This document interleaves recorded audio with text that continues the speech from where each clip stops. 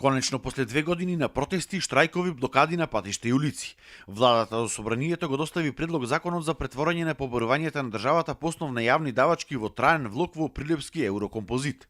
Со усвојувањето на овој закон на вработените во еврокомпозит ќе им бидат подмирени за останатите придонеси во висина од околу 2 милиони евра, а кои што не им се платени веќе 6,5 години.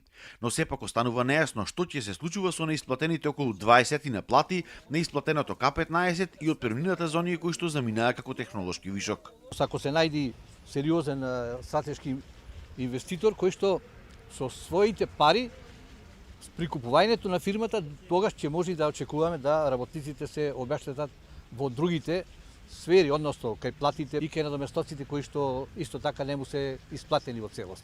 На последната средба со вице-премиерот Јушев на вработените им било ветено дека има заинтересирано странски инвеститор, кој што бил спремен за еврокомпозит да плати околу 1,5 милиони евра, од кои пари секој доверител и вработен би добил по 33% од своите побарувања.